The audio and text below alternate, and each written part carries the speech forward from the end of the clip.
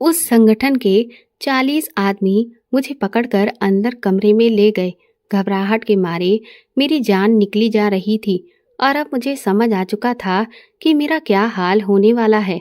उसके बाद उन सभी 40 ने मेरे साथ जो किया, मेरी हालत बहुत खराब हो चुकी थी, लेकिन इसके बावजूद भी उन लोगों को मुझ पर जरा सा भी तरस नहीं आ रहा था। इसीलिए वो सब एक साथ एक बार फिर से। मेरा नाम निधि है। मैं बहुत ही खूबसूरत लड़की हूँ। दोस्तों, आज जो मैं आपको अपनी कहानी सुनाने जा रही हूँ, उसे सुनकर आपके रोंगटे खड़े हो जाएंगे। मैं अपने भैया भाभी के साथ शहर में रहती थी, लेकिन मेरे घर की आर्थिक स्थिति कभी भी ठीक नहीं रही थी। पहले तो भैया शहर में ही रिक्शा चलाकर जैसे तैसे हमारे घर को चला रहे थे, लेकिन जैसे जैसे मैं बड़ी हो रही थी, मेरी पढ़ाई का खर्चा काफ़ी बढ़ रहा था, जिस वजह से मेरे भैया बहुत ज़्यादा टेंशन में रहने लगे थे। इधर भाभी हमेशा ही भैया से ये कहती रहती थी कि तुम अपनी बहन को ज़्यादा पढ़ा लिखा कर आखिर क्या करोगे? ज़्यादा पढ़ी लिखी लड़की होती है तो फिर उसकी शादी में बहुत दिक्कत आती है। लेकिन मैंने जब से होश संभाला था, तब से ही ये देखा था कि मेरी भाभी का व्यवहार तो मेरे साथ कभी भी अच्छा नहीं था। वो हमेशा से ही मेरी पढ़ाई के खिलाफ रहती थी। उसके साथ साथ वो मुझे हर वक्त घर के कामों में ही लगाए रहती थी, जबकि मेरे भैया उन्हें कई बार डांटा करते थे कि घर के काम की सारी जिम्मेदारी वो मेरे ऊपर ना डाला करें और मुझे पढ़ने लिखने का समय दिया करें। लेकिन फिर भी मेरी भाभी को तो जैसे भैया की किसी भी बात से कोई फर्क ही नहीं पड़ता था। उन्हें तो बस मोहल्ले की औरतों के साथ बैठकर पंचायत करने से मतलब होता था। इसीलिए मुझे कभी भी अपने भाभी से कोई खास लगाव नहीं रहा। लेकिन मैं अपने भाई को बहुत प्यार करती थी, क्योंकि मुझे ये साफ दिखता था कि मेरे भाई को मुझसे बहुत लगाव है और वो मेरी हर ख्वाहिश के लिए जी तोड़ मेहनत करके उसे पूरी करने की हर बार कोशिश करते थे। इसीलिए मैंने भी सोच रखा था कि मैं खूब अच्छे से पढ़ लिख कर अच्छी नौकरी करूंगी और फिर अपने भाई को बस सारी सुख सुविधाएं दूंगी जो उन्हें हमेशा से मिलनी चाहिए थी। मेरी भाभी का बस चलता तो वो तो मुझे सरकारी स्कूल में ही पढ़ाती, लेकिन मेरे भाई ने अपनी हैसियत से भी परे जाकर मुझे एक इंग्लिश मीडियम स्कूल में पढ़ाया। मेरे भाई और मेरी उम्र में काफ़ी सालों का अंतर है। मेरे माँ बाप का देहांत जब मैं बहुत छोटी थी तभी हो गया था। पापा को तो शराब की लत ने खत्म कर दिया था और माँ को बीमारी खा गई थी, और बस उसके बाद तो मेरे लिए मेरे माँ बाप का फर्ज मेरे भाई ने ही निभाया था। उसने ही मेरी माँ और बाप बनकर मुझे पाला था। बाकी के रिश्तेदारों ने मिलकर भैया की शादी कर दी थी, लेकिन सालों गुजर जाने के बाद भी भैया भाभी को कभी भी संतान सुख नहीं मिला था। काफ़ी साल भैया भाभी ने इलाज भी करवाया, लेकिन फिर गुजरते सालों के साथ उनकी उम्मीद टूट गई। भैया ने तो मुझ में ही अपनी संतान को खोज लिया था और मुझे ही अपने बच्चे की तरह लाड़ प्यार से पाला था। लेकिन भाभी को इस बात की बहुत जलन थी कि उनकी खुद की तो संतान नहीं हुई, बल्कि उसका सारा लाड़ प्यार बदले में मुझे मिल रहा था। इसलिए भाभी मुझसे चिड़ी हुई ही रहती थी। भैया मेरी लगभग हर ख्वाहिश पूरी करते थे और वो मुझे हर तरह से सपोर्ट करते थे।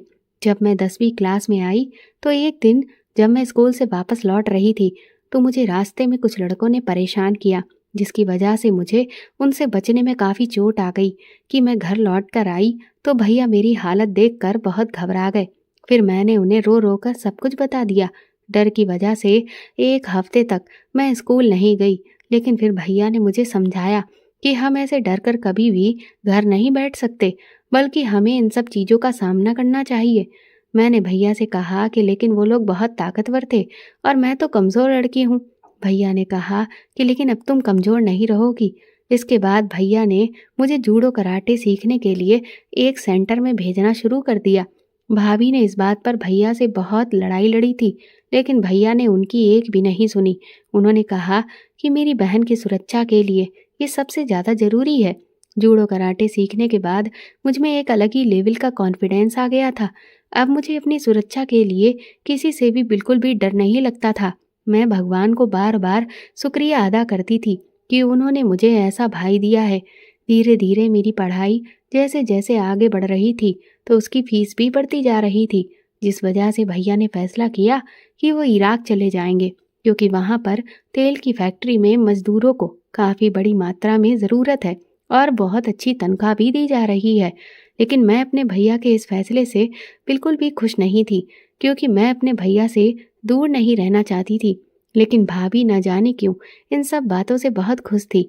शायद वो इसलिए क्योंकि उन्हें पैसा ही पैसा नजर आ रहा था। खैर, भैया ने मुझे समझाया कि मेरे लिए इस वक्त पढ़ाई सबसे ज़्यादा ज़रूरी है। इसके बाद भैया मोहल्ले के एक अंकल जो कि वहाँ पर काम करने के लिए जा रहे थे, उनके साथ ही इराक चले गए और मैं यहाँ भाभी के साथ अकेली रह गई। मुझे यहाँ बिल्कुल भी अच्छा नहीं लगता था, क्योंकि भाभी अब तो हर वक्त बस मुझ पर चीखती चिल्लाती ही रहती थी। कभी कभी तो मुझे भाभी पर इतना गुस्सा आता था कि मैं क्या कहूँ। मुझे तो ऐसा लगता था कि जैसे भाभी मुझसे न जाने कौन से जन्म का बदला निकाल रही हो। उन्हें मुझसे न जाने किस बात की जलन थी। जबकि मैं दूसरों की भाभियों को देखती तो वो अपनी नंदों के साथ बहुत अच्छे से पेश आती थी, उन्हें बहुत प्यार करती थी। लेकिन मेरी भाभी, वो तो उल्टा हर वक्त बस मुझ पर चिल्लाती रहती थी और ताने मारती रहती थी, और बात बात पर मुझसे कहती कि मैं अपने भाई का बहुत पैसा खर्च करवाती हूँ, पर मेरे पास उनके ताने सुनने के अलावा और कोई चारा नहीं था। खैर, जब मैं कॉलेज में पहुंची तो वहाँ मेरी दोस्ती रजत से हुई। रजत एक बहुत बड़े बिजनेसमैन का बेटा था। मैंने उसे कॉलेज का एंट्रेंस एग्ज़ाम पास कर लिया था और स्कॉलरशिप की बदौलत मैं इतने अच्छे कॉलेज में पढ़ पा रही थी, क्योंकि मैं चाहती थी कि मुझे जल्द से जल्द अपनी पढ़ाई पूरी होने के बाद नौकरी मिल जाए, ताकि मैं अपने भाई को वापस इस देश में बुला सकूं। इधर जैसे जैसे समय बीत रहा था, मेरी रजत के साथ दोस्ती और भी गहरी होती जा रही थी। रजत ने मुझे घुड़सवारी करना, गाड़ी चलाना, स्विमिंग सब कुछ सिखा दिया था। मैं उसके साथ साथ बड़े बड़े सपने देखने लगी थी। मेरा भी सपना था कि मैं अपने भाई के लिए बहुत ही शानदार घर बनवाऊं और उन्हें एक गाड़ी गिफ्ट करूं, जिसमें मैं उन्हें खुद बिठाकर कहीं घुमाने लेकर जाऊं। यही सब सोचकर जब रजत ने मुझे गाड़ी सिखाने की बात कही तो मैंने सीख ली। एक दिन जब मैं कॉलेज से घर लौट कर आई तो भाभी ने मुझे बताया कि उन्होंने मेरा रिश्ता एक बहुत अच्छी जगह पर तय कर दिया है। भाभी के मुंह से ये बात सुनकर मेरे तो पैरों तले से जमीन ही निकल गई थी। मैं उनके सामने खूब रोई चिल्लाई कि मैं भी शादी नहीं करूंगी। तो भाभी कहने लगी कि तुम्हारे भाई के पास इतना पैसा नहीं है कि वो तुम्हें किसी बड़े घर में ब्याह सके। ये रिश्ता बहुत ही अच्छा है और उन लोगों को दहेज के नाम पर कुछ भी नहीं चाहिए। लड़का बहुत ही सीधा साधा है और घर में सिर्फ सास ससुर जेठ जेठानी है। छोटा परिवार है, हमेशा सुखी रहोगी। मैंने भाभी से कहा कि मैं बचपन से लेकर आज तक शहर में पली बड़ी हूँ, लेकिन आप मुझे गांव में क्यों धकेल रही हैं। भाभी कहने लगी कि गांव क्या बुरे होते हैं, वहाँ तो और भी सब कुछ कितना अच्छा होता है, और फिर तुम्हें लड़के से मतलब है या फिर शहर या गांव से। मैंने भाभी को बहुत मना किया, लेकिन वो मानने को तैयार ही नहीं थी। अगले महीने जब भैया कुछ दिनों की छुट्टी लेकर इराक से वापस लौट कर आए तो भाभी ने उनसे कहा कि वो मेरी शादी अब जल्द ही कर दें। इधर मैंने भैया को बहुत समझाया, पर भैया उस वक्त बिल्कुल खामोश थे। मैंने भैया से कहा कि मैं गांव में शादी नहीं कर सकती। मेरी इस बात पर पहले तो भैया ने मुझसे कहा कि मैं तुम्हारी शादी गांव में नहीं होने दूंगा, लेकिन भाभी लगातार भैया के कान भरती ही चली जा रही थी। उन्होंने कहा कि तुम तो यहाँ रहते नहीं हो और तुम्हारी बहन अब जवान हो चुकी है। इससे पहले कि किसी भी गलत इंसान की नज़र इस पर पड़े, इसे वक्त रहते ब्याह दो। ये भी अपने परिवार में जाकर अपने जीवन को आगे बढ़ाए और अपने पति के साथ एक सुखी जीवन जिए। भैया ने कहा कि मैं मानता हूँ कि मेरी बहन की शादी की उम्र हो गई है, लेकिन मैं गांव में उसकी शादी नहीं करूँगा। मैं यहीं पर उसके लिए कोई लड़का ढूंढ लूँगा।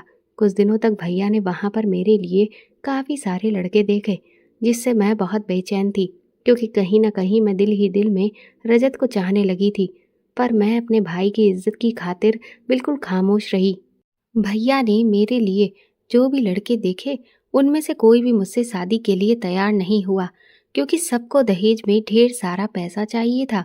इस पर भैया बहुत हताश हो गए थे। फिर भाभी ने कहा कि मैं तो तुम्हें पहले ही कह रही थी कि ये लड़का बहुत अच्छा है, इससे बेहतर निधि के लिए और कोई हो ही नहीं सकता, क्योंकि उन्हें ना तो दहेज चाहिए और ना ही उनकी कोई ऐसी डिमांड है कि वो बहुत बड़ी बारात लेकर आएंगे। देखो, गांव हो या शहर, जब वो हमारी लड़की को खुश रखेंगे तो फिर तुम्हें दिक्कत क्या है। भाभी की बातों से भैया अब सहमत हो चुके थे। भैया ने भी मुझे यही समझाया कि बिटिया, तुम्हारे भैया की हालत अब बहुत खस्ता हो चुकी है, क्योंकि वहाँ पर भी अब हमारी तनख्वाह कम कर दी गई है, जिस वजह से मेरे पास अब इतना पैसा नहीं है कि मैं तेरी शादी के लिए इतना मोटा दहेज दे सकूं। बेहतर यही होगा कि तू वहीं शादी कर ले जहाँ तेरी भाभी चाहती है। अगले दिन ही भाभी और भैया मेरी जिस लड़के से शादी होने वाली थी उसका घर बार देख आए थे। वहाँ पर उन्हें सब कुछ ठीक ठाक लगा और ये तय हो गया कि जब अगली बार भैया वापस लौटकर विदेश आएंगे तभी मेरी शादी उस लड़के जिसका नाम मुकेश था उससे कर दी जाएगी। इधर भैया जैसे ही गए 15 दिन के बाद ही भाभी ने कोहराम मचाना शुरू कर दिया कि लड़के वालों को बहुत जल्दी है और वो जल्द से जल्द ही ये शादी करना चाहते हैं। भाभी की बात सुनकर मैं बुरी तरह से दंग रह गई थी। मैंने भाभी को समझाया कि पहले तो आपने कहा था कि जब भैया वापस लौट कर आएंगे तभी आप मेरी शादी करेंगी, लेकिन फिर अब आप उन लोगों से कुछ कहती क्यों नहीं। भाभी कहने लगी कि अगर तेरे भैया के आने का इंतज़ार हम लोग करेंगे तब तो तू कुंवारी ही बैठी रह जाएगी और फिर इतना अच्छा लड़का कहीं हाथ से ना निकल जाए। वो लोग जल्द से जल्द तुझे अपने घर की बहू बनाना चाहते हैं तो इसमें दिक्कत क्या है, और फिर तेरे भैया आकर यहाँ क्या ऐसा खास कर लेंगे। मैंने कहा कि आप ये कैसी बातें कर रही हैं, वो मेरे भैया हैं, मेरा कन्यादान तो उनके हाथ से ही होना चाहिए। लेकिन भाभी ने मेरी एक भी नहीं सुनी और उन्होंने ना जाने भैया को भी क्या पट्टी पढ़ा दी कि वो भी मजबूर हो गए और उन्होंने इस बात की इजाज़त दे दी कि मेरी शादी अगले हफ्ते ही उनके बिना मौजूदगी में कर दी जाए। और फिर ठीक ऐसा ही हुआ, मेरी शादी हो गई और मैं विदा होकर अपने ससुराल पहुंच गई। यहाँ दिल में मेरे लिए रजत के लिए जज्बात थे, वो अभी भी जिंदा थे। मैं रो रो कर अपना हाल बुरा कर चुकी थी, पर मैं करती क्या। एक तरफ भैया की इज्जत थी और दूसरी तरफ मेरे मन में हमेशा से ये सवाल था कि क्या रजत भी मुझसे प्यार करता है, क्योंकि उसने तो कभी मुझसे कहा ही नहीं था। हमारे बीच सिर्फ दोस्ती थी और मैं अपनी तरफ से प्यार का इजहार करके इस अच्छी दोस्ती को खराब नहीं करना चाहती थी, क्योंकि ये तो मुझे साफ दिख रहा था कि मुझ में और रजत में जमीन आसमान का अंतर था। वो एक बहुत अमीर लड़का था और मैं हद से ज़्यादा गरीब लड़की थी, इसीलिए मुझे ये जोड़ी बिल्कुल बेमेल लगी और मैंने कभी भी अपने प्यार को रजत के आगे जाहिर नहीं होने दिया। खैर, मैं जब अपने ससुराल पहुंची तो मेरा वहां पर बहुत अच्छे से स्वागत हुआ। मैंने सोचा कि शायद मेरा पति वैसा हो जैसा मैं चाहती हूँ, लेकिन मेरी बुरी किस्मत, पहली रात को मेरे पति ने मेरा वो हाल किया जो कोई जानवर भी किसी का ना करे। उसे तो मुझ पर जरा सा भी तरस नहीं आया। ऐसा लग रहा था कि जैसे ना जाने वो कितने दिनों का भरा बैठा हो। उसे मेरे किसी भी दर्द और तकलीफ से मतलब ही नहीं था। सुबह जब मैं उठी तो मुझसे ठीक से चला भी नहीं जा रहा था। दिन यूं ही बीतने लगे और मैंने ये अच्छे से समझ लिया था कि मेरे पति को वैसे तो मुझसे कोई भी लेना देना नहीं था, लेकिन बस उसे सिर्फ अपना वही मतलब मुझसे निकालना था, जिस वजह से धीरे धीरे मेरी तबीयत खराब रहने लगी। लेकिन मेरे ससुराल में किसी को भी मेरी तबीयत से कोई फर्क नहीं पड़ता था। वहाँ तो सबको बस ये था कि घर का सारा काम समय पर हो जाना चाहिए। इधर मेरा जेठ भी मुझ पर गलत नज़र रख रहा था, जिस वजह से मुझे उस पर बहुत गुस्सा आता था। एक दो बार जब मैंने अपने पति को इस बारे में बताने की कोशिश की तो उसने मेरा मुंह बंद करवा दिया। फिर मुझे अच्छे से समझ आ चुका था कि मेरे पति को मेरी इज्जत की भी कोई परवाह नहीं है। धीरे धीरे मेरे ससुराल वालों की पूरी सच्चाई मेरे सामने खुलने लगी। दरअसल मेरा पति एक चरित्रहीन इंसान था। उसके गांव की कई सारी लड़कियों के साथ रिश्ते थे। इसके बारे में गांव वाले और उन लोगों के सभी रिश्तेदार जान चुके थे और इसीलिए मेरे पति की कहीं पर भी शादी नहीं हो रही थी। लेकिन मेरी भाभी ने उल्टा इन लोगों से पैसे लेकर मेरी शादी मेरे पति मुकेश से करवा दी थी। मुझे अब अपनी भाभी से नफरत होने लगी थी। ऐसी भाभी मैंने कभी किसी की भी नहीं देखी थी जो अपनी ही ननद की जिंदगी इस तरह से खराब करके रखते। मेरा पति कोई काम धाम नहीं करता था, बस दिन भर फोन पर लगा रहता और न जाने किन किन लड़कियों से बातें करता रहता। मैंने जब घर में एक दो बार इस बात की शिकायत की तो मेरे सास ससुर ने उल्टा मेरे ही मुंह पर थप्पड़ जड़ दिया और मेरा मुंह बंद कर दिया। मुझसे कहा कि आदमी ऐसे ही होते हैं, उन्हें इस सब कामों को करने की पूरी आज़ादी होती है, लेकिन औरतों को सब कुछ चुपचाप बर्दाश्त करना चाहिए, यही उनका फर्ज है। मुझे अपनी ज़िंदगी अब किसी नरक से कम नहीं लग रही थी। मुझे यही लग रहा था कि मैं जो अपने भाई की खातिर इतना पढ़ी लिखी, मेरी पढ़ाई के लिए मेरे भाई ने न जाने क्या कुछ नहीं किया, कितना कुछ सहा, कितनी मेहनत की। आज वही बहन कहाँ है? बस ऐसे वाहियात लोगों का चूल्हा चौका कर रही है। मैं कहाँ तो अपने ये सपने सजाए थी कि मैं अपने खुद का घर बनाऊंगी और अपने भाई को एक अच्छा गाड़ी गिफ्ट करूंगी। लेकिन आज मैं गांव की उन लड़कियों की तरह थी जिन्हें उनके परिवार वाले कभी स्कूल का मुंह तक नहीं देखने देते हैं और बस उनकी बिना मर्जी के शादी में झोंक देते हैं। और वो वहाँ भी दिन रात अपने पति से मार खाती हैं और उनकी सेवा में लगी रहती हैं। इधर मेरे भाई से मेरी बहुत दिनों से बात नहीं हो पाई थी, जिस वजह से मैं परेशान रहती थी। मैंने जैसे तैसे लड़ झगड़ कर अपने ससुराल वालों से अपने मायके जाने की 2 दिन की इजाज़त ले ली और मेरा पति मुझे मेरे मायके छोड़ आया। मैं घर के अंदर जा ही रही थी कि तभी मेरी नज़र घर के बाहर खड़ी एक चमचमाती गाड़ी पर पड़ी। मैं ये देखकर हैरान रह गई कि मेरे घर आखिर ऐसा कौन आया है जिसके पास इतनी बड़ी गाड़ी है। मैं जैसे ही दरवाजे के पास पहुंची तो देखा कि दरवाज़ा तो अंदर से खुला हुआ था, इसलिए मैं चुपचाप आगे बढ़ती चली गई। थोड़ा आगे बढ़ी तो मुझे अंदर से भाभी के और किसी आदमी के जोर जोर से हंसने की आवाज़ आ रही थी।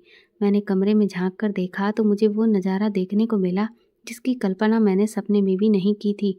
मेरी भाभी उस आदमी के साथ ऐसी थी जिसे मैं देखकर शर्म से पानी पानी हो गई। मुझे बहुत रोना आ रहा था। मेरी भाभी एक बदकिरदार औरत थी। मुझे अभी भी अपनी आंखों पर यकीन नहीं आ रहा था। मैं तुरंत ही वहीं बैठकर अपना मुंह दबाकर रोने लगी। जब वो अपनी ख्वाहिशों को अंजाम दे चुके थे तो वो लोग आपस में बातें करने लगे। वह आदमी मेरी भाभी से बोला कि तुम तो वाकई में बहुत दिमाग वाली हो, तुमने बड़े ही आराम से अपनी ननद से छुटकारा पा लिया। इस पर मेरी भाभी कहने लगी, काहे की ननद, मुझे तो उस लड़की से नफरत है। मैंने तो ना तो कभी उसके भाई को अपना पति माना और ना ही उसे अपनी ननद। उसके भाई ने मुझे दिया ही क्या है? मैंने तो उसके भाई से सिर्फ ये सोचकर शादी की थी ताकि मैं एक आलीशान जिंदगी जीऊंगी, लेकिन उसका भाई तो बस अपनी सारी कमाई अपनी बहन पर ही लुटाता रहता था। मैंने तो ना जाने कितनी बार कोशिश की कि उस लड़की को अपने रास्ते से हटा दूं, लेकिन अब जाकर इतने सालों की मेहनत के बाद मुझे उस लड़की से छुटकारा मिला है। और देखो, छुटकारा भी ऐसा मिला कि मुझे उसके बदले में ढेर सारे पैसे भी मिल गए। वो आदमी कहने लगा कि और तुम्हारा पति, वो अगर वहाँ इराक से यहाँ वापस आ गया तो फिर हम दोनों कैसे मिल पाएंगे? इस पर भाभी कहने लगी कि उसकी भी अब फिक्र करने की कोई ज़रूरत नहीं है, क्योंकि मेरा ये काम तो ऊपर वाले ने अपने आप ही आसान कर दिया है। इतना कहने के बाद वो दोनों ठहाका मारकर हंसने लगे, लेकिन मुझे अपनी भाभी की कोई भी बात समझ में नहीं आ रही थी कि वो इस तरह से क्यों कह रही थी।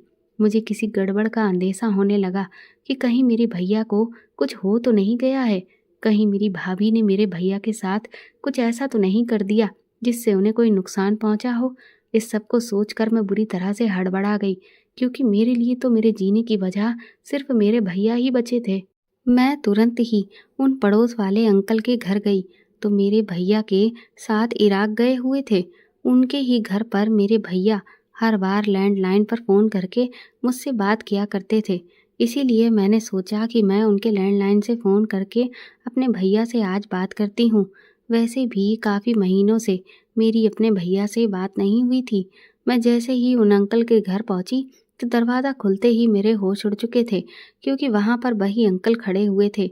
मैंने उनसे पूछा कि अगर आप यहाँ वापस आ चुके हैं तो मेरे भैया कहाँ हैं?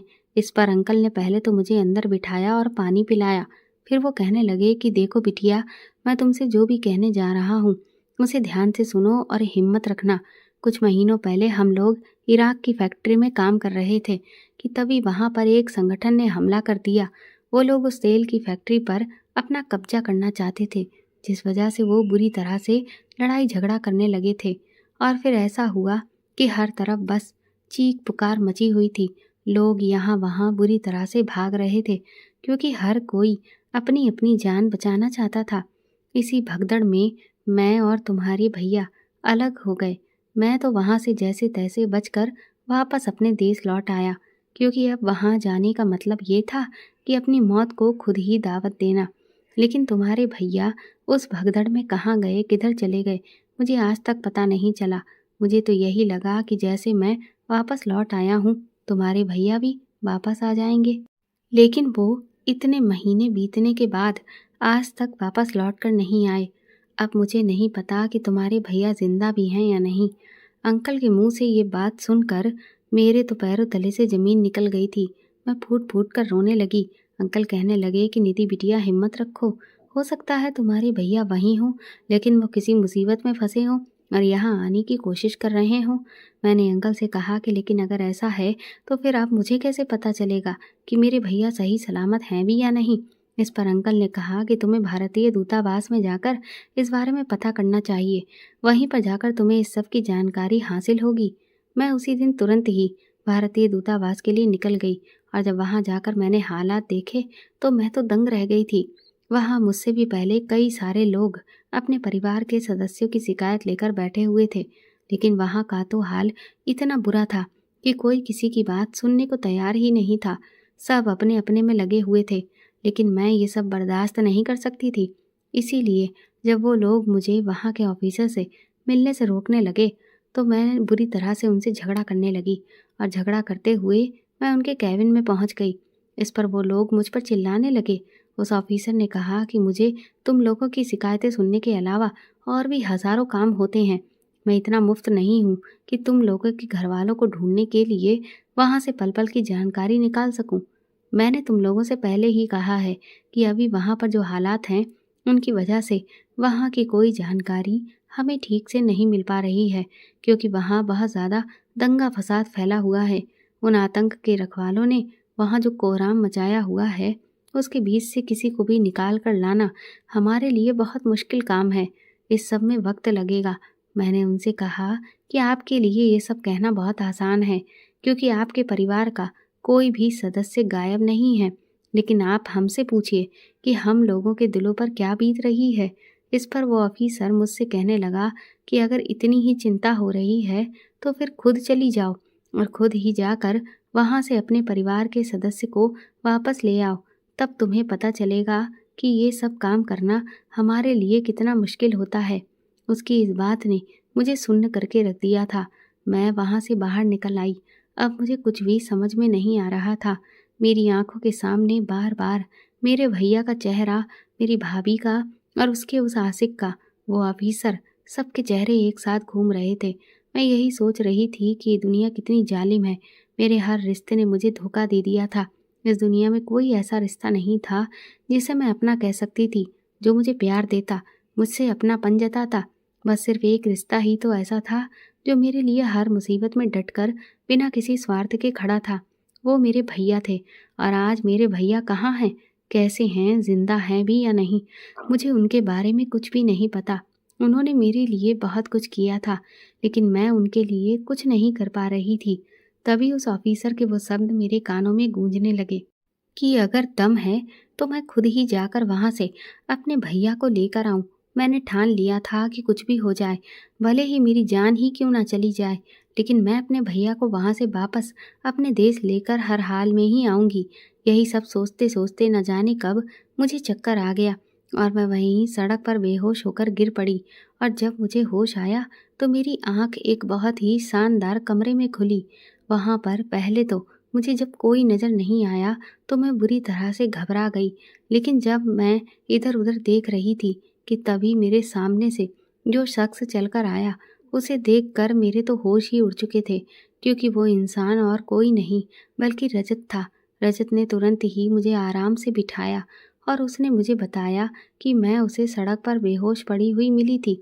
वो कहने लगा कि वो तो अच्छा हुआ कि मैंने तुम्हें देख लिया था, वरना ना जाने क्या होता। इसके बाद रजत ने मुझसे पूछा कि मैं वहाँ सड़क पर इस तरह से बेहोश क्यों पड़ी थी, मैं वहाँ क्या कर रही थी। उसका बस इतना पूछना था कि मेरे दुख दर्द का जो बांध था वो टूट गया। मैंने रोते हुए उसे अपनी ज़िंदगी में जो कुछ भी हुआ उस सब के बारे में सब बता दिया।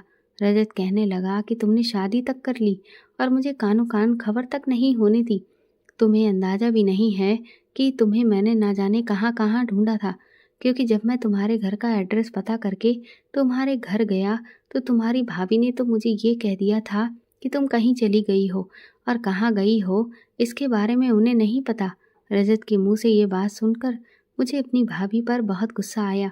मैंने चिल्लाकर रजत से कहा कि वो मेरी भाभी नहीं है, वो तो चुड़ैल औरत है जिसने ना सिर्फ मेरी ज़िंदगी खराब कर दी बल्कि मेरे भैया की भी ज़िंदगी खराब कर दी। रजत ने कहा कि लेकिन तुमने शादी क्यों की? मैंने उससे कहा कि तुम नहीं समझोगे। एक गरीब लड़की की बहुत सारी मजबूरियां होती हैं, लेकिन वो शादी मेरे लिए अभिशाप बन चुकी है, क्योंकि मेरा पति एक बदकिरदार इंसान है जिसे मुझसे सिवाय अपनी इच्छा पूर्ति के अलावा और कोई मतलब नहीं है। यहाँ तक कि वो इतना नीच इंसान है कि मेरे साथ उस घर में उसका भाई चाहे कुछ भी कर दे, लेकिन उसे उससे भी कोई फर्क नहीं पड़ता था। ये सब सुनकर रजत को बहुत गुस्सा आने लगा। रजत ने कहा कि तो क्या तुम्हारे जेठ ने तुम्हारे साथ? इतना कहकर वो खामोश हुआ। मैंने उससे कहा कि मैं इतनी भी कमज़ोर नहीं थी कि अगर मुझे मेरे पति का सहारा ना मिले तो मेरा जेठ मेरे साथ कुछ भी कर बैठे। अगर वो मेरे साथ अपनी हद पार करता तो मैं उसकी हड्डियां तोड़ देती। इस बात पर रजत हंसने लगा। वो कहने लगा कि ये तो तुमने सही कहा, तुम तो अच्छा खासा जूडो कराटे जानती हो, फिर तुम्हें किस बात का डर। इसके बाद शाम को मैं और रजत बाहर शॉपिंग पर गए और वो मेरे लिए काफ़ी अच्छे अच्छे कपड़े खरीद कर लाया। मैंने रजत से कहा कि मैं इराक जाना चाहती हूँ और अपने भाई के बारे में पता करना चाहती हूँ कि वो इस वक्त कहाँ पर है। रजत ने कहा कि तुम्हारा दिमाग खराब हो गया है, वो जगह कितनी खतरनाक है इसके बारे में तो पूरी दुनिया जानती है, और फिर एक लड़की के लिए तो वो जगह किसी जहन्नुम से कम नहीं है। मैंने रजत से कहा कि लेकिन तुम इस बात को अच्छे से समझ लो कि मैं इराक हर हाल में जाकर ही रहूँगी, क्योंकि मैं अपने भाई से बहुत प्यार करती हूँ। तभी रजत ने कहा और मैं तुमसे बहुत प्यार करता हूँ। रजत की इस बात से मैं दंग रह गई थी। रजत ने कहा कि हाँ निधि, मैं तुम्हें न जाने कब से ये बात कहना चाहता था, पर कभी भी इतनी हिम्मत नहीं जुटा सका, और देखो उसका खामियाजा आज मुझे इस तरह से भुगतना पड़ा कि तुम्हारी शादी किसी और से हो गई और उसने तुम्हारा ये हाल कर दिया है। अगर मैं समय रहते तुमसे अपने प्यार का इजहार कर देता तो आज तुम मेरी पत्नी के तौर पर मेरे घर पर होती। रजत ने अपने प्यार का इजहार करके मेरे दिल में दबे हुए जज्बातों को हवा दे दी। मैंने रजत से कहा कि प्यार तो मैं भी तुमसे करती थी, लेकिन हमारे बीच जो ये पैसों की दीवार थी उसने मुझे कभी भी तुम्हारी तरफ अपना कदम आगे बढ़ाने ही नहीं दिया। रजत बोला कि तुम भी कितनी पागल हो, भला प्यार में भी कभी पैसा देखा जाता है? प्यार में रुपया पैसा कुछ भी नहीं देखा जाता, और इसीलिए मैं तुमसे हाथ जोड़कर कहता हूँ कि एक बार तो मैं तुम्हें खो चुका हूँ, पर अब मैं तुम्हें दोबारा नहीं खोना चाहता। तुम अब मुझसे दूर जाने की बात बिल्कुल भी मत करो। लेकिन मैंने रजत के सामने हाथ जोड़ते हुए कहा कि तुम अपने प्यार को मेरे पैरों की बेड़ियां ना बनाओ। तुम क्यों नहीं समझते? मेरे भाई ने मेरे लिए बहुत बड़ी बड़ी कुर्बानियां दी हैं, और इस दुनिया में मैं अगर सबसे ज़्यादा किसी से प्यार करती हूँ तो वो मेरे भाई हैं, और मैं उनके लिए कुछ भी कर गुजरने को तैयार हूँ।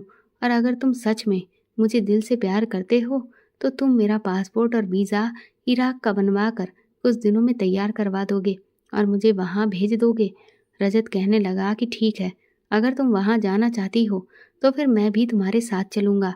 मैंने रजत को अपनी कसम देते हुए कहा कि तुम मेरे साथ इराक नहीं जाओगे, क्योंकि तुम्हारे लिए भी यहाँ तुम्हारे माँ बाप हैं। जिस तरह से मैं अपने भाई की सुरक्षा के लिए इतना बड़ा खतरा मोल ले रही हूँ, तुम्हें भी अपने माता पिता के लिए यहाँ सही सलामत रहना होगा। और मेरी बात का यकीन मानो, मैं वादा करती हूँ कि मैं सही सलामत तुम्हारे पास वापस लौट कर आऊँगी और तुम्हारी पत्नी बनकर तुम्हारे साथ एक अच्छा जीवन जीऊँगी। पर रजत तो मेरी कोई भी बात मानने को तैयार ही नहीं था, लेकिन फिर जैसे तैसे मैंने उसे अपने प्यार की दुहाई देकर इस बात के लिए राजी कर लिया। तकरीबन 1.5 महीने के बाद मेरा पासपोर्ट और वीज़ा आ चुका था और मैं इराक के लिए रवाना हो गई। इराक में मेरे भैया जिस फैक्ट्री में काम करते थे, वहाँ का एड्रेस मैंने भैया के जो दोस्त उनके साथ इराक में थे उनसे पहले ही ले लिया था। वहाँ से मैं सीधा उस फैक्ट्री की तरफ गई। मुझे लगा कि हो सकता है वहाँ पर पता करने से मुझे अपने भैया के बारे में कोई जानकारी मिल जाए, लेकिन जब मैं वहाँ पहुँची तो वहाँ पर सब कुछ बर्बाद हो चुका था। हर तरफ सब कुछ टूटा फूटा पड़ा था, पर वहाँ बस 8-10 आदमी ही थे जो कुछ मरम्मत का काम कर रहे थे। मैंने जब वहाँ पर जाकर अपने भैया के बारे में पूछा तो ज़्यादा लोग तो मेरी भाषा ही नहीं समझ पा रहे थे और ना मैं उनकी भाषा समझ पा रही थी। फिर वहाँ पर 2 लोग ऐसे थे जिन्हें इंग्लिश समझ में आती थी और जब मैंने इंग्लिश में उनसे बात की तो उन्होंने साफ इनकार कर दिया कि वो मेरे भाई के बारे में कुछ भी नहीं जानते हैं। अभी मैं निराश होकर वहाँ से जैसे ही बाहर निकली कि तभी वहाँ पर 3-4 काले रंग की गाड़ियाँ आकर रुकीं, जिन पर जो झंडे लगे हुए थे। उन्हें देखकर मैं समझ गई कि ये लोग कौन हैं। वो वहाँ के आतंकी संगठन के लोग थे। उन्होंने तुरंत ही आकर के मुझे पकड़ लिया और अपनी गाड़ी में बिठा लिया। मैं बहुत बुरी तरह से चीखती चिल्लाती रही, लेकिन उनमें से किसी ने भी मेरी नहीं सुनी। उन्होंने मेरे चेहरे पर एक काले रंग का कपड़ा डाल दिया था, जिसकी वजह से मुझे कुछ भी दिखाई नहीं दे रहा था। फिर वो काफ़ी देर के बाद मुझे एक जगह पर लेकर पहुँचे और बार बार यहाँ वहाँ धक्का मार रहे थे। डर के मारे मेरी धड़कनें बुरी तरह से बढ़ी हुई थीं। मैं यही सोच रही थी कि कहाँ तो मैं अपने भाई को यहाँ बचाने आई थी और कहाँ अब मैं यहाँ इतनी बड़ी मुसीबत में फंस चुकी हूँ। आप एक बार कल्पना करके मेरी इस स्थिति को सोचिए। सोचिए अगर कभी आप ऐसी सिचुएशन में फंस जाओ तो कितनी दहशत आपके अंदर भर जाएगी। जब उन्होंने मेरे चेहरे से नकाब हटाया तो मेरी आंखें बुरी तरह से जलने लगीं। जब मैंने थोड़ी देर के बाद अपने आसपास देखा तो वहाँ मेरे ही जैसी और भी न जाने कितनी लड़कियाँ थीं, जिनकी हालत बहुत बुरी थी। वो सब की सब बुर्के में थीं, लेकिन उनकी आंखों से जगह जगह से खून निकलता हुआ दिख रहा था। उन लोगों ने मुझे भी बुरी तरह से पीटना शुरू कर दिया। उन्हें तो हम लोगों के साथ ये सब करके बहुत खुशी मिल रही थी। वो अपनी ही भाषा में ना जाने क्या बोलते चले जा रहे थे। इसके बाद वो लोग वहाँ से चले गए। मैं वहाँ बहुत देर तक बैठकर रोती रही। हम लोगों की हालत वहाँ भेड़ बकरियों से कम नहीं थी। कब सुबह हो रही थी, कब शाम हो रही थी, हमें कुछ भी पता नहीं चलता था। वो लोग सिर्फ हमें खाने के लिए एक टाइम का ही खाना देते थे, लेकिन जब जिसका दिल चाहता था वो हमें पीटने चला आता था। एक दिन अचानक ही हम सब लड़कियों को ले जाकर उन लोगों ने एक कतार में खड़ा कर दिया। मुझे देखने से ऐसा लग रहा था कि जैसे उन सभी का जो मुखिया था वो वहाँ पर आया हुआ था, क्योंकि वही एक आदमी हम सबको बड़े ध्यान से देख रहा था। इसके बाद उसने हम सभी से अपने चेहरे के नकाब को हटाने के लिए कहा, लेकिन हर लड़की अपने चेहरे से पर्दे को उठाने से डर रही थी, क्योंकि सबको पता था कि नकाब हटाने से आगे का क्या हश्र होने वाला है। पर हम मजबूर थे, क्योंकि उनकी बंदूकों की नोक हमारी तरफ ही तनी हुई थी। मैंने भी डरते डरते अपने चेहरे का नकाब हटाया और फिर वही हुआ जिसका डर था। उस मुखिया ने मुझे चुना और बहुत ही शैतानी हंसी हंसते हुए वो मुझे अपने साथ चलने के लिए कहने लगा। जब मैंने इनकार किया तो उसने मेरे 2-3 थप्पड़ रसीद दिए और फिर मेरा हाथ पकड़कर अपने साथ ले जाने लगा। मैं उस वक्त खुद को बहुत ही बेबस महसूस कर रही थी और यही सोच रही थी कि मैं ये किस जगह पर आकर फंस गई हूँ। वो मुझे न जाने कौन कौन से रास्तों से ले जाता हुआ कहीं पर जा रहा था कि तभी फिर मेरी नज़र जिस शख्स पर पड़ी, मेरे होश उड़ चुके थे। मैंने कुछ दूरी पर अपने भाई को वहाँ की ज़मीन पर पोछा लगाते हुए देखा। उनकी हालत बहुत बुरी थी। उन्हें बहुत बुरी तरह से पीटा गया था।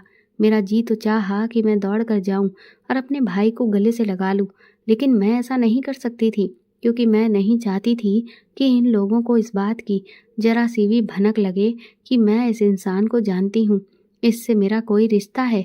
जो भी हो, भले ही मैं उस वक्त बहुत बुरी स्थिति में फंसी हुई थी, लेकिन अपने भाई को सही सलामत जिंदा देखकर मुझे एक उम्मीद नजर आई थी और अब मुझे आगे का रास्ता सोच समझकर तय करना था, जिससे मैं इस जगह से अपने भाई और खुद को सही सलामत बाहर निकाल सकूं। लेकिन इससे पहले मुझे इस शैतान से निपटना था।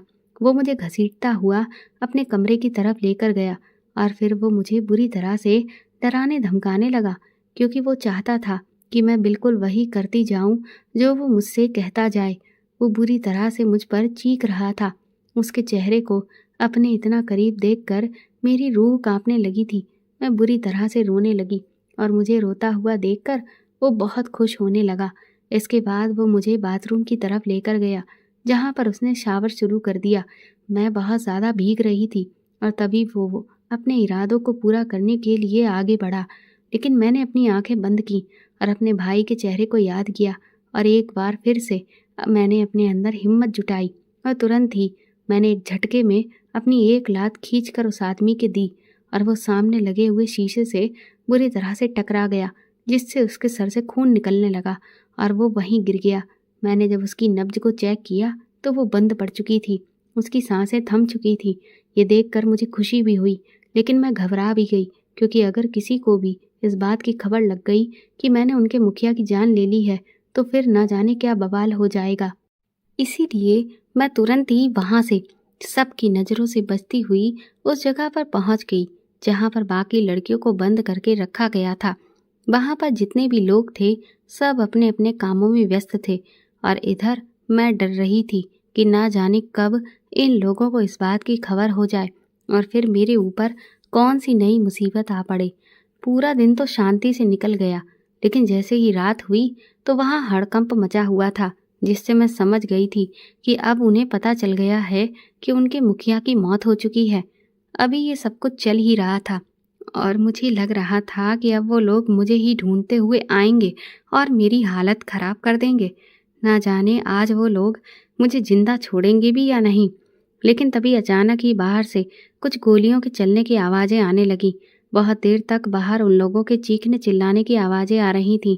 ऐसा लग रहा था कि जैसे ज़बरदस्त लड़ाई हो रही हो, और फिर जो कमरे बने हुए थे उनके रोशनदानों से धुआं भी आने लगा, जिससे लग रहा था कि शायद बाहर आग भी लगी हुई है। ये सब कुछ तकरीबन 3-4 घंटे तक चलता रहा, और इधर मैं यही सोच रही थी कि ना जाने मेरे भैया इस वक्त कहाँ पर होंगे। मैं बाहर भी नहीं जा सकती थी, क्योंकि मुझे ठीक से नहीं पता था कि मेरे भैया को कहाँ पर रखा गया है। सुबह तक हमें पता चला कि वहाँ पर जो भी आदमी थे उनको बहुत गंभीर चोटें आई थीं। इसके लिए उनका इलाज होना बहुत ज़रूरी था, और वो लोग किसी अस्पताल से कुछ डॉक्टरों को अगवा करके ले आए थे। उन्हीं डॉक्टरों में एक लेडी डॉक्टर थी जो कि भारतीय थी। हम सब लड़कियों को जो आदमी घायल हुए थे उनकी सेवा में लगा दिया गया था। उसी के दौरान मेरी उस लेडी डॉक्टर से मुलाकात हुई, और फिर मैंने उसे चुपके से बताया कि किस तरह से मैं यहाँ पर आई हूँ। वो भी बेचारी मेरी ही तरह बहुत घबराई हुई थी और बहुत रो रही थी। उसे कुछ भी करके यहाँ से निकलना था, क्योंकि अब ये बात तो पक्की थी कि भले ही ये लोग अपने मतलब के लिए इन लोगों को यहाँ पर लाए थे, लेकिन जैसे ही इनका मकसद पूरा हो जाएगा ये लोग डॉक्टर को भी छोड़ने वाले नहीं थे। और बिल्कुल ऐसा ही हुआ। जैसे जैसे दिन बीत रहे थे और वो ठीक होने लगे तो उन्होंने जितने भी मेल डॉक्टर थे उनको कहीं और भेज दिया था, किसी काम के लिए। ये तो किसी को भी नहीं पता था, लेकिन जो महिला डॉक्टर थीं उनका इस्तेमाल वो अपनी मन मर्जी के लिए करने लगे थे। इधर मैंने अपने भाई का पता लगा लिया था कि उनको किस तरफ रखा गया है। उन्होंने जब मुझे पहली बार देखा तो वो तो अपना आपा ही खो बैठे, लेकिन मैंने इशारे से भैया को समझा दिया कि वो बिल्कुल भी जाहिर ना करें कि वो मुझे जानते हैं, वरना मेरी और उनकी दोनों की मौत पक्की है। लेकिन अब बेचारे मेरे भैया बहुत ज़्यादा परेशान थे, क्योंकि अब यहाँ पर उनकी ज़िंदगी के साथ साथ मेरी ज़िंदगी भी दांव पर लगी हुई थी। हर रोज़ रात होते ही वो सभी दरिंदे बन जाते थे और अपनी मनमर्जी से किसी भी लड़की को अपने साथ ले जाते और फिर उसका वो हाल करते जो किसी की भी रूह कपा दे। उस महिला डॉक्टर का नाम पूर्णिमा था। वो कहने लगी कि हमें यहाँ से कुछ भी करके बाहर निकलना होगा, क्योंकि ना जाने वो दिन कौन सा होगा जब ये लोग हमारी इज्जत को भी खाक में मिला देंगे। जब तक ऊपर वाले का करम है तब तक ही हम लोग बचे हुए हैं, लेकिन जिस पल उनकी नज़र हम पर पड़ी हम बर्बाद हो जाएंगे। और मुझे यहाँ से हर हाल में निकलना है, क्योंकि मैं अपनी माँ और छोटी बहन का इकलौता सहारा हूँ। अगर मैं जिंदा ना रही तो फिर उनका मेरे बिना न जाने क्या हाल होगा। हम दोनों ने मिलकर ये डिसाइड किया कि हम वहाँ जितनी भी लड़कियाँ हैं उनसे कहेंगे कि वो हमारा साथ दें, ताकि हम सब एक साथ मिलकर उनका सामना कर सकें और यहाँ से निकल सकें। लेकिन वहाँ पर जो लड़कियाँ थीं वो कोई भी डर की वजह से हमारा साथ देने के लिए तैयार ही नहीं थी। इसलिए फिर हमने ये फैसला किया कि अब सिर्फ हम ही यहाँ से निकलेंगे। लेकिन आखिर कैसे? क्योंकि जो मेन गेट था वहाँ पर सख्त पहरा रहता था और बाकी जगह पर भी बहुत सारे आदमी फैले हुए थे। पूर्णिमा ने कहा कि अगर कुछ ऐसा हो जाए कि ये सारे आदमी बीमार पड़ जाएं तो उनकी ताकत बिल्कुल कमज़ोर पड़ जाएगी और फिर उनका ध्यान भी भटक जाएगा, और वो हमारे लिए यहाँ से निकलने का सबसे अच्छा मौका होगा। मुझे उसका ये आइडिया बहुत अच्छा लगा, लेकिन आखिर ऐसा होता कैसे? बहुत देर सोचने के बाद पूर्णिमा को याद आया कि जब वो इन लोगों का इलाज कर रही थी तब उसने उनके ड्रग स्टोर में एक ऐसी दवा देखी थी जिसकी मात्रा अगर खाने में ज़्यादा मिला दी जाए तो सभी का पेट खराब हो सकता था। ये बहुत ही अच्छा तरीका था, लेकिन अब मुद्दा ये था कि उनके खाने में ये दवाई मिलाता कौन। आधी रात के वक्त मैं उन लोगों से छुपकर जैसे तैसे अपने भैया से मिलने के लिए गई। मेरे भैया मुझे देखते ही बुरी तरह से रोने लगे और कहने लगे कि निधि, तुम यहाँ पर क्यों आई हो? तुम्हें नहीं पता कि मुझे बचाने के चक्कर में तुमने अपनी जान दांव पर लगा दी है? मैंने भैया से कहा कि जब आप ही नहीं बचते तो मैं भी जिंदा रहकर क्या करूँगी, इसीलिए मैं आपको यहाँ बचाने के लिए आ गई। मेरे पास भैया से बात करने का बहुत ज़्यादा वक्त नहीं था, क्योंकि कभी भी कोई भी पहरेदार वहाँ पर आ सकता था। मैंने भैया से कहा कि मैं आपसे यहाँ पर सिर्फ ये पूछने आई हूँ कि खाना बनाने की ड्यूटी किसकी लगी हुई है। तो भैया ने बताया कि खाना बनाने की ड्यूटी उनके बगल वाली बैरक के 2 लोगों की है। फिर भैया ने पूछा कि लेकिन मैं इस सब के बारे में क्यों पूछ रही हूँ। तो मैंने उन्हें अपने प्लान के बारे में बताया। तो भैया ने कहा कि लेकिन उन लोगों को इस बात के लिए राजी करना बहुत ही मुश्किल है, क्योंकि यहाँ पर जो भी लोग हैं वो इनसे बहुत ज़्यादा डरते हैं, क्योंकि ये लोग बहुत जालिम हैं। ये हम सबके साथ जानवरों की तरह व्यवहार करते हैं और इतनी तकलीफ़ देते हैं कि कोई भी इंसान उसे झेल नहीं पाता। ये बात तो सच थी, ये लोग इंसान की शक्ल में जानवर थे। लेकिन भैया की इस बात से मैं बहुत निराश हो गई। अब मुझे समझ नहीं आ रहा था कि ये प्लान सक्सेसफुल कैसे होगा। मैं वहाँ से उठकर जाने लगी तो भैया कहने लगे, लेकिन तुम्हारा ये काम मैं कर सकता हूँ। मैंने भैया से कहा, लेकिन आप ये काम कैसे कर सकते हैं?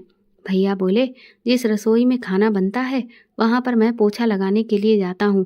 वो दवाई तुम कैसे भी करके मुझे दे देना, और जिस वक्त खाना बन रहा होगा मैं वहाँ पर पोछा लगाने जाऊँगा, तो मौका पाते ही मैं उस दवा को खाने में डाल दूँगा। अगले ही दिन पूर्णिमा ड्रग स्टोर में एक्सपायर दवाइयों की छँटनी करने के बहाने से वो दवा अपने कपड़ों में छुपा कर ले आई, और फिर मैंने एक बार फिर से खतरा मोल लेते हुए अपने भैया को दवा दे दी और उनसे कह दिया कि अब कल रात के खाने में उन्हें इस दवा को मिलाना है। रात का समय हमारे भागने के लिए बहुत ही अच्छा होगा, क्योंकि अंधेरे में हम लोगों को ज़्यादा फायदा हो सकता है। इधर जिस दिन हमें अपने इस प्लान को अंजाम देना था उसी दिन अचानक ही ना जाने कैसे, लेकिन उन लोगों को इस बात की भनक लग गई कि उनके मुखिया को मैंने मारा था, और इसीलिए वो लोग मुझे पकड़ कर ले गए। मैं बहुत बुरी तरह से डर गई थी, और पूर्णिमा की तो ये देखकर हालत ही खराब हो गई थी कि मैं जो एकमात्र उसका यहाँ पर सहारा थी, उसके साथ भी अब वो लोग ना जाने क्या करने वाले थे। मुझे समझ नहीं आ रहा था कि वो मुझे अपनी भाषा में क्या क्या कह रहे थे, लेकिन इतना पता चल रहा था कि वो लोग अब मेरे साथ वो हदें पार करने वाले हैं जो कोई भी लड़की बर्दाश्त नहीं कर सकती। उस वक्त वो सब 40 के 40 मुझे घेरे हुए थे, और फिर उन्होंने मुझे वहीं पर धक्का देकर ज़मीन पर पटक दिया, और इसके बाद वो एक साथ मुझ पर अपने जुनून को पूरा करने के लिए आगे बढ़ने लगे। मैंने अपनी आंखें बंद कर लीं और अपने भगवान को याद करने लगी, क्योंकि अब ऐसे हालातों में एक वही था जो मुझे इस भयानक मंजर से बचा सकता था। कि तभी अचानक से एक बहुत तेज़ आवाज़ हुई। वो आवाज़ गोली चलने की थी। जैसे ही गोली चली वो सारे के सारे एक साथ पीछे हट गए, और तभी फिर मैंने सामने से एक गाड़ी को अंदर आते हुए देखा। उस गाड़ी से एक भारी भरकम सा आदमी उतरा। वो बहुत ही महंगे कपड़े पहने हुए था। इसके बाद वो बड़े ही भारी कदम रखते हुए मेरी तरफ आगे बढ़ा, मेरे पास आकर बैठा और मेरे बालों को पकड़कर उसने अपनी तरफ मेरे चेहरे को झुकाया। फिर वो मुझे मेरी ही भाषा में बोला कि तो तुमने मारा था कासिम को? तुम बहुत ही बहादुर लड़की लगती हो, और तुम में बहुत ही जुनून है, और इस जुनून के साथ मुझे आजमाइश करने में बहुत मज़ा आएगा, क्योंकि मुझे तुम्हारे जैसी ही लड़कियां बहुत पसंद हैं। वो उन सभी 40 आदमियों पर चिल्लाने लगा, कहने लगा कि तुम सबकी हिम्मत कैसे हुई इसकी तरफ आंख उठाकर देखने की? क्या तुम्हें नहीं पता कि तुम्हारे मालिक को किस तरह की लड़कियां पसंद हैं? आज बड़े सालों बाद मुझे कोई ऐसी लड़की नज़र आई है, और तुम उसे मेरे सामने पेश करने की जगह खुद ही उस पर हाथ साफ करना चाहते थे। इसके बाद उसने उन्हें हुक्म दिया कि मुझे उसके कमरे में पहुंचा दिया जाए। उन लोगों ने ज़बरदस्ती मुझे उसके कमरे में ले जाकर छोड़ दिया था। वो कमरा किसी महल से कम नहीं लग रहा था। वहाँ हर चीज़ ऐसी लग रही थी कि जैसे सोने से बनी हुई हो। पूरा कमरा चमक रहा था और सारे ऐसो आराम की चीज़ वहाँ पर रखी हुई थी। मुझे तो समझ में नहीं आ रहा था कि मैं ये किस नई मुसीबत में फंस गई हूँ।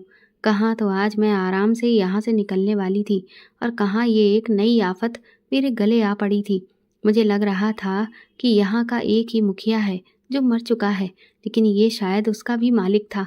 मैं अभी यही सब सोच ही रही थी कि तभी वो आदमी कमरे में आ गया और बड़ी ही शैतानी हंसी हंसते हुए मेरे साथ इस तरह से पेश आने लगा जो मैं कभी भी बर्दाश्त नहीं कर सकती थी।